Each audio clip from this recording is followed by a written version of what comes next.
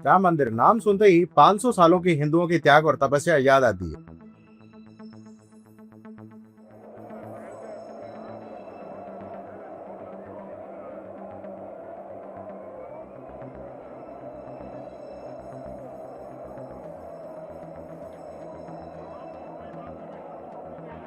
और जिसने मन में संकल्प किया हुआ है कि 30 अक्टूबर को वहां पर पहुंच करके कार सेवा करेंगे और मंदिर वहीं बनाएंगे, उसको कौन रोकेगा? कौन सी सरकार रोकने वाली? लेकिन अगर उसी मंदिर में चोरी हो जाए और हिंदुओं की आस्था के साथ में खिलवाड़ हो जाए तो कई बड़े क्वेश्चन यहाँ पर खड़े होते हैं। तो आज के इस डिस्कशन में हम इन्हीं चीजों की बात करेंगे कि राम मंदिर में कैसे सिस्टमेटिकली चोरी की गई और उसको योजनाबद्ध तरीके से इम्प्लीमेंट किया गया। राम मंदिर के कंस्ट्रक्शन में सिंधी कम्युनिटी के लोगों ने 210 चांदी की ईंटें दान करी और अयोध्या मंदिर के परिसर में ही उनके एक हॉल के अंदर ये प्रोग्राम रखा गया। उस प्रोग्राम के अंदर हमने 200 किलो चांदी, 1-1 किलो की एक चांदी, जिसके ऊपर हमारे इष्ट गुरु साईं झूलेलाल जी का फोटोग्राफ भी बना हुआ है। और लगभग हर ईंट का जो वेट था वो 1 केजी था और इनका जो वैल्यूएशन है वो लगभग 2 करोड़ का अप्रोक्सीमेटली था। और जब इनको लगा कि राम की सेवा में ये सारी ईंटें जाएगी तो उन्होंने हैप्पीली इसको डोनेट भी कर दिया। लेकिन कुछ ही समय बाद में इन पर सवाल ये उठने लगे कि ये ईंटें आखिर गई कहाँ हैं, क्योंकि मंदिर ने और मंदिर के ट्रस्ट ने इनको लेके कोई भी इन्फॉर्मेशन पब्लिक नहीं करी। और तब जाके इन पर क्वेश्चन बहुत ज्यादा रेज होने लगे और आज तक इसकी कोई पब्लिक इन्फॉर्मेशन रिलीज नहीं की गई है।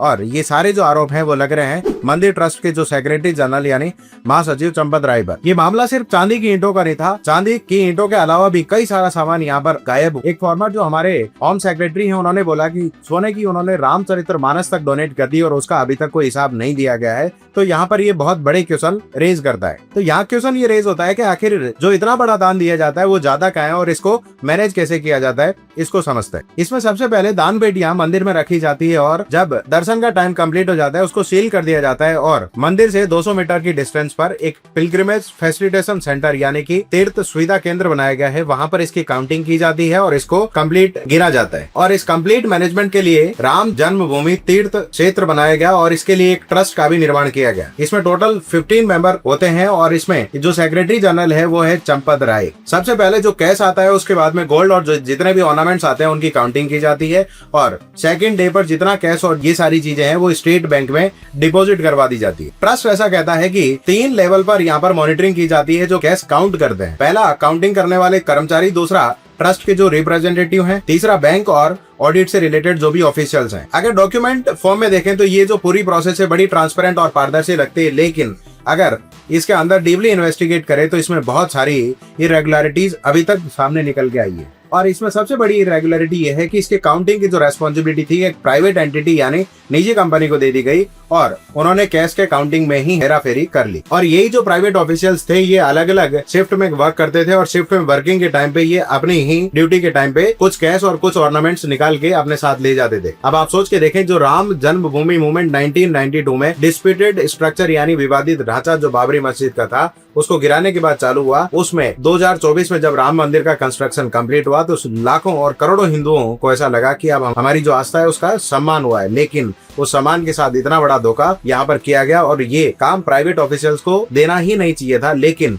मंदिर ट्रस्ट ने जानबूझकर प्राइवेट ऑफिशियल्स को दिया। इस काउंटिंग में सबसे इंपॉर्टेंट जो नाम निकल के आता है वो टीनू यादव जो प्राइवेट ऑफिशियल था और इसी के इन्फ्लुएंस से कई सारे लोगों को इसमें इंक्लूड किया गया, जिसमें मनीष यादव इंपॉर्टेंट पर्सन था। इसी पूरी प्रोसेस में महिपाल सिंह नाम का एक पर्सन आता है और उसी को ऐसा लगा कि इसमें कुछ इरेगुलरिटी और हेराफेरी की जा रही है, तब उसने इस पर क्वेश्चन रेज किए। को फिर 10-10 की कट्टी में पैक करने के लिए बड़ा रबर लगा के बनाते थे, तो 10 के बजाय 12-13 गड्ढिया तक उसको बनाते थे, पैक करते थे और बक्से में फेंक देते थे। और पब्लिक में फर्स्ट टाइम क्वेश्चन रेज किया गया। उसके बाद में यूपी के एक्स सीएम अखिलेश यादव ने इसको लेके पब्लिक डोमेन में क्वेश्चन रेज किए। इसके बाद में कई सारी चीजें पब्लिक होने लगी और तब जाके ये मामला कंप्लीट खुलने लगा। इसी पूरी प्रोसेस में 2 नाम और निकल के आते हैं, अनिल मिश्रा और कृष्ण मोहन, जिनकी सैलरी तो बहुत कम थी लेकिन इनकी अगर प्रॉपर्टीज को इन्वेस्टिगेट किया गया तो ऐसा पता लगा कि करोड़ों की प्रॉपर्टी इनके नाम पे थी। और टीनू यादव जिसकी भी सैलरी इनके आसपास ही थी, वो 50 करोड़ की फॉर्च्यूनर कैसे अफोर्ड कर सकता था और 50 करोड़ जैसे फ्लैट कैसे अफोर्ड कर सकता था, ये अपने आप में काफी ज्यादा क्वेश्चनेबल। इसके बाद में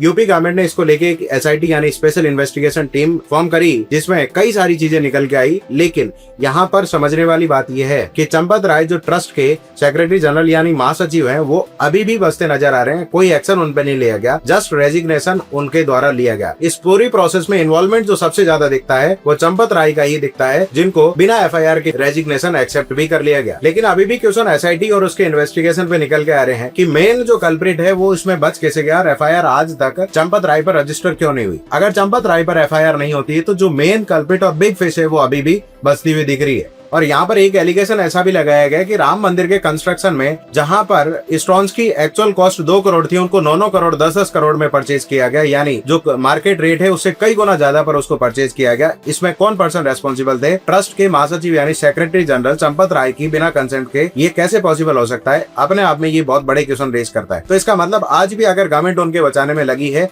तो ये हिंदुओं की आस्था की बात करने वाली सरकार, जो मोदी सरकार, जिसने क्रेडिट से लेके जन्मभूमि के मूवमेंट से लेके आज तक क्रेडिट लेने में कोई कसर नहीं छोड़ी, आज भी इस पे लोगों से बातें छिपा रही है और झूठ बोल रही है। और जो आरएसएस कार सेवा से लेके ध्वजारोहण से लेके राम मंदिर के उद्घाटन तक सब चीजों का क्रेडिट इसने लिया, आज भी इस मैटर को लेके पूरी तरीके से चुप है। और अब हिंदुओं का अगर ये क्वेश्चन रेज होता है तो अगर उनको एंटी नेशनल ठहरा दिया जाता है, इसका मतलब यह है इस देश में सिर्फ और सिर्फ हिंदू मुस्लिम की राजनीति चलती है।